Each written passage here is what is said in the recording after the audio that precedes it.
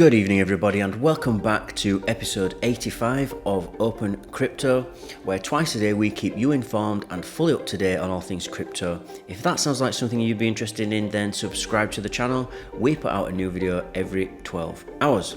So today we're going to be talking about an article from the BBC, and it's in their business section. They brought this out about 11 hours ago, and it's titled US Regulator Warn Banks Over Cryptocurrency Risks. I'm not sure what kind of risks we're going to be talking about yet, so let's jump in. US regulators have issued their first ever joint warning to banks over the risks associated with the cryptocurrency market. The watchdogs told financial institutions to be wary of potential fraud, legal uncertainty, and misleading disclosures by digital asset firms. Banks were also cautioned over the contagion risk from the sector. It comes just 2 months after the collapse of trading platform FTX sent shockwaves through the crypto industry. In the joint statement, the US Federal Reserve, Federal Deposit Insurance Corporation, otherwise known as the FDIC, and the Office of the Comptroller of the Currency said they were closely monitoring the crypto activities of banking organizations. The events of the past year have been marked by significant volatility and the exposure of vulnerabilities in the crypto asset sector, the statement said. The regulators also said that issuing or holding crypto tokens which are stored on public decentralized networks was highly likely to be inconsistent with safe and sound banking practices. Banks were also encouraged to take steps to avoid problems in the digital asset market spreading to the wider financial system. It is important that risks related to the crypto asset sector that cannot be mitigated or controlled do not migrate to the banking system, it added.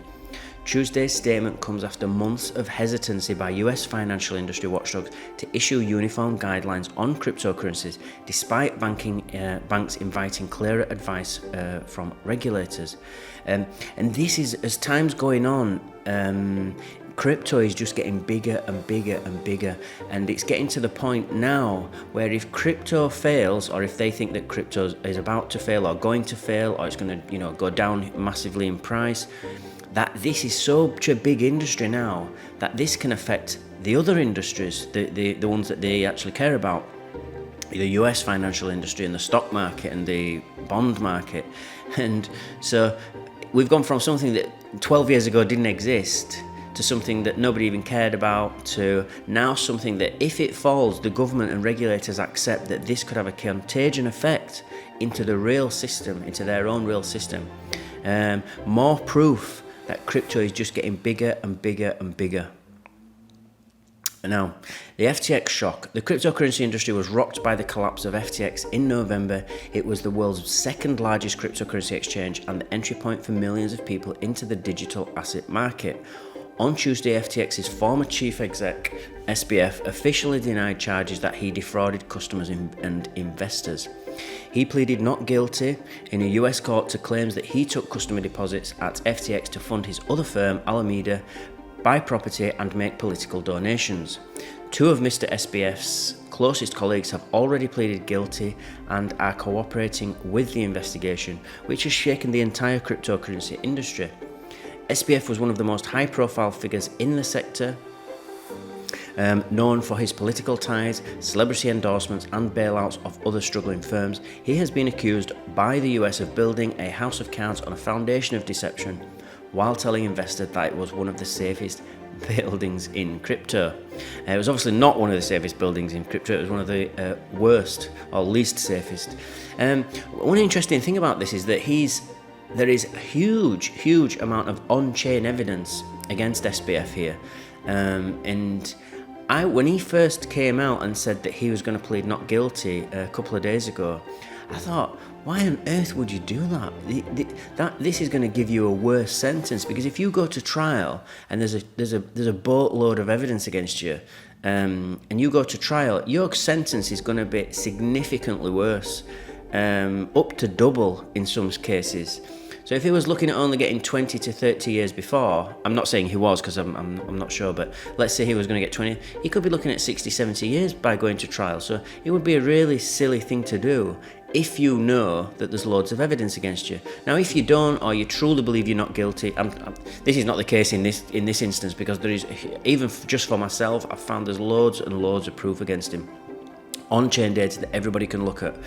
And if he does that, it's going to be worse for him. Now, the interesting thing that I think what he's trying to do, knowing him as a master manipulator, I think he's trying to game the system again, and I think he's using his plea. In this case, it's a guilty plea. A not guilty plea, and I think he's using that as leverage against the prosecution, because he doesn't have not even a year before this trial comes. I think it's October the 23rd, so it's about 9 months away before he has to actually, before the trial starts. The judge has set that date already. And so in this 9 months, that gives him 9 months of time to try to negotiate a plea deal with the prosecution. And he puts him in a much stronger position, or it might do, if he pleads not guilty now, and the prosecution feel that they're going to have a job, or it's going to make life harder for them if they go to trial, and he's got with him going through with it as a not guilty plea, than if he just had a guilty plea and they made a deal quickly. So I think he's using this in some way as leverage with the prosecution so that he can get a better deal within the next 9 months. And I don't think he has any intention of going to trial, but we'll see. So that's what I've got for you this evening, guys. Remember, everybody, to please subscribe to the channel. Thank you for watching and listening. Join our team and we'll keep you updated on all things crypto every 12 hours. Smash the like button if you got value from this video, and I'll see you all in 12 hours time.